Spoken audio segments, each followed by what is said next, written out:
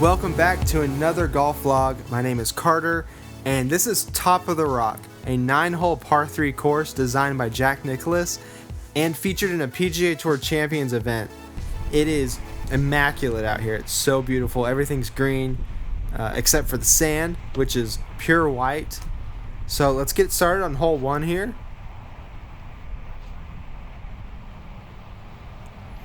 We had this whole course to ourselves, which was kind of mind-blowing. It was a Sunday afternoon. It was beautiful. It was like, I think it was 74 degrees. The only thing that we didn't have going for us was the wind was kind of gusting a little bit, but that's okay. I mean, we'll take that if no one's out here. I mean, it was just beautiful.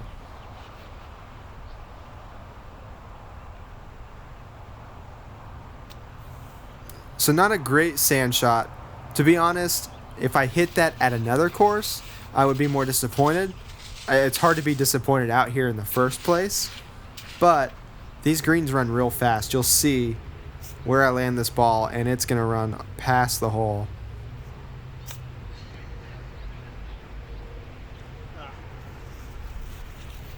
So I've got this putt for bogey.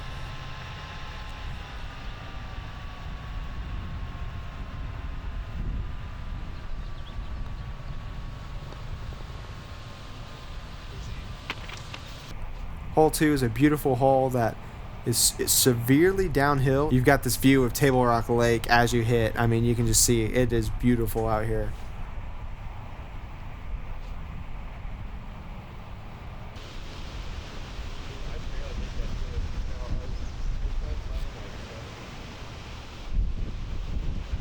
It is severely downsloping. It was playing about like 70 or 75 yards.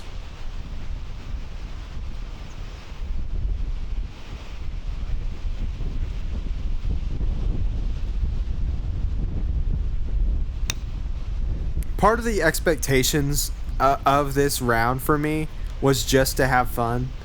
I was missing some clubs. I didn't have a gap wedge, which I knew I would need at some point in this par 3. But I decided, you know what? I'm out here having fun. I'm out here at Top of the Rock. I'm going to have a good time no matter what. And I'm not going to worry about that stuff. And honestly, playing without a gap wedge didn't affect me as much as I thought it would. You can see where I hit this and it rolls out pretty well. So I've got this putt for par.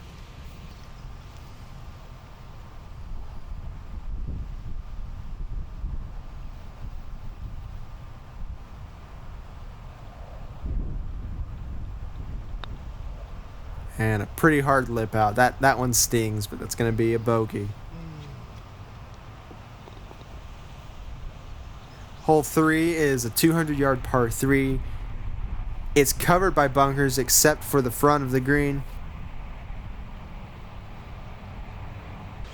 You have to like hit on the lip and come this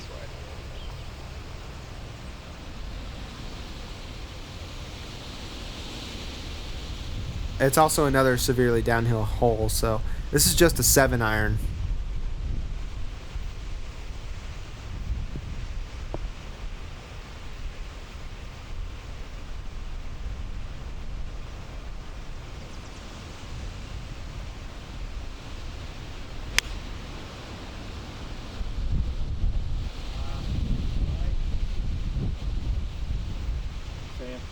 First fade of the day. We're going to end up in this bunker.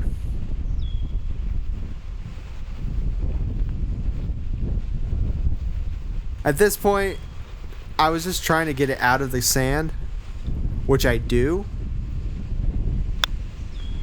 I pretty much blade it all the way to the top of this hill. You can see where I bladed it to right there. This is such a hard shot. There's barely any green to work with. And the green that you do work with, as you can see, it's just going to roll right off. So that actually rolled back into the bunker that I first hit it into. And this is going to be that shot right here. There's a restaurant at Top of the Rock, and they get to see this hole. They're sitting right here. So you can hear them cheer for me. This hole's hard. And my brother is exactly right. That was one of the hardest holes out here. Hole 4 is beautiful, 191 yards. The pin location is it's pretty rough. At this point, like I said, I didn't get, shooting a 7 on a par 3 isn't great, but I'm out here at top of the rock and I look at this hole and I look out to my left and I see Table Rock Lake. So I'm just aiming for the middle of the green, not trying to do anything special.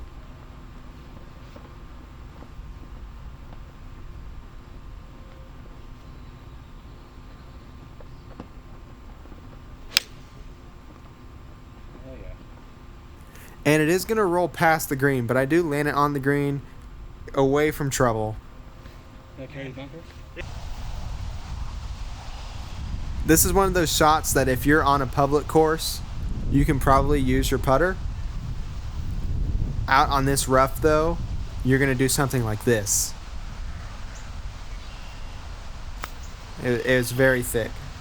So I've got this putt for par.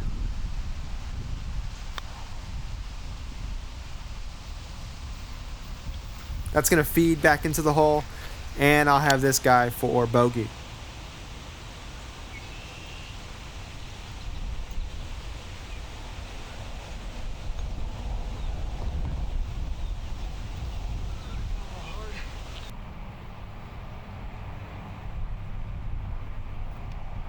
Hole 5 is 120 yards. You can see how evil this pin location is.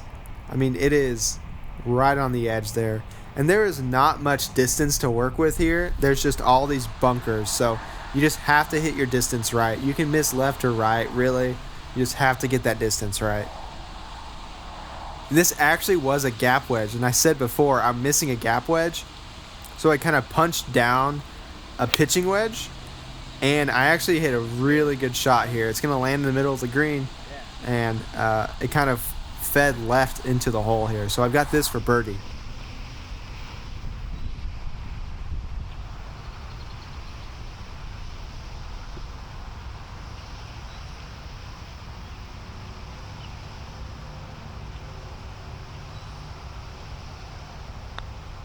It's not going to break as much as I thought. And you can see the island green out in the distance. That's the next hole.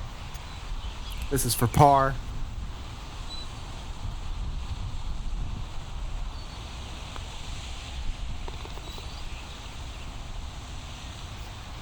So hole 6, 120 yards, island green. And this has to be my favorite hole, I think. With the bunker on the right, the rocks on the left there, and the bridge going onto the hole. This was a nice hole for sure.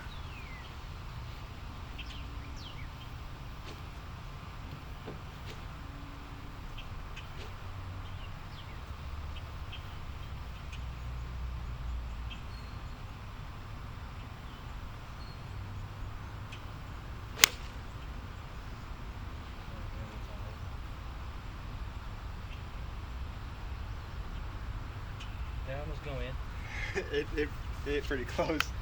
So it did. It really hit. It was like 2 or 3 inches, I think, to the left of the hole. Rolled out to here, and I've got this for birdie.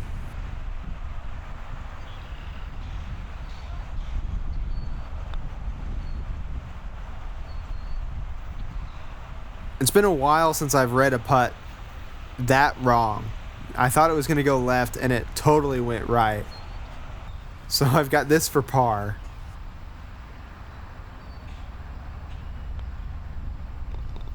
So we're able to come out of par for that one. Hole 7 is 150 yards. Once again, you're over the water. I mean, it's so beautiful. We got that huge bunker on the left and all that greenery in the back.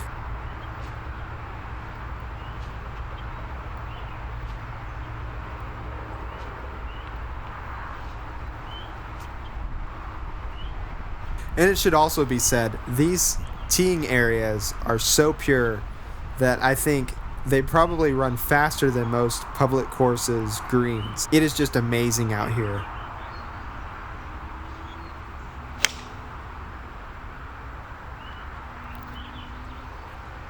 I had to swing. I think this was a hard 8-iron. I ended up on the green, but I've got quite a ways to putt to get there.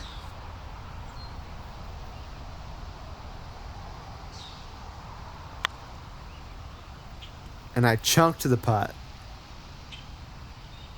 I chunked it. It's really hard to chunk a putt out here on top of the rock because the greens are so perfect that you really know when you do it, you really know it is a player error. So the 3 putt will not happen. It will be a 4 putt, a double bogey, which isn't great, but hey, we're out here having fun. We're out here at top of the rock. So hole 8, 183 par 3. We got really lucky with this pin location. There's definitely a lot more trouble to the right, long, but I knew I actually had a club that I thought I'm probably not going to get this to the green, but that's okay because I would rather end up short here and work my way to the hole instead of trying to deal with all these bunkers.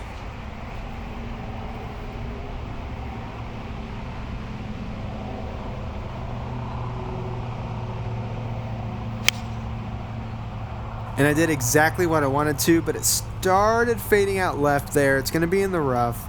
And I got a pretty bad lie. And it's a full-on shank on a small chip.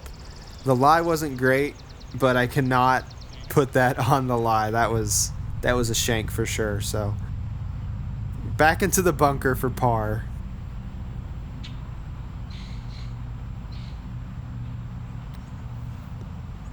And this ball is actually going to roll out of the green.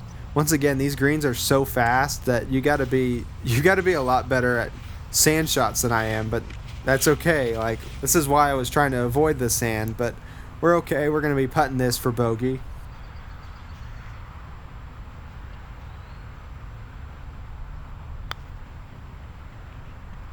Gosh.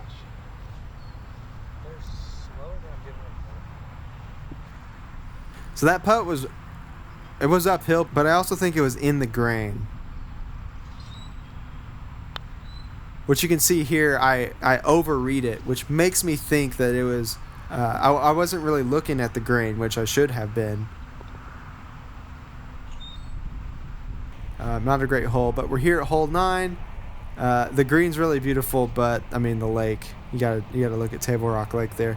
It's pretty much covered by bunker everywhere except for that little corner there in the top right, but this pin location's tucked out there in the back. My goal, I mean, there's so many bunkers out here, so it's hard to not get into a bunker, but I was aiming for the middle of the green. I think it was it was a nice 8-iron, aiming for the middle of the green, looking to putt my way out of this hole. And I hit it pretty nice, and it starts leaking left, and it's going to end up in the bunker.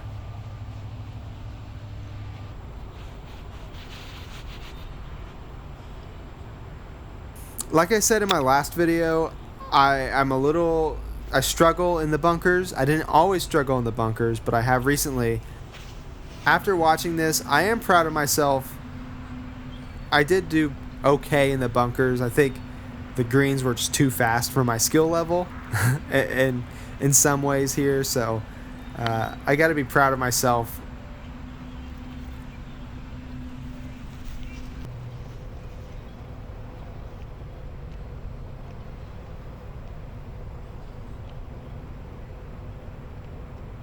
And that bogey earns me style points going all the way around the hole like that. So that's going to end this 9-hole video on top of the rock. Round recap, sand shots, I got to work on them, although I do think I'm getting better.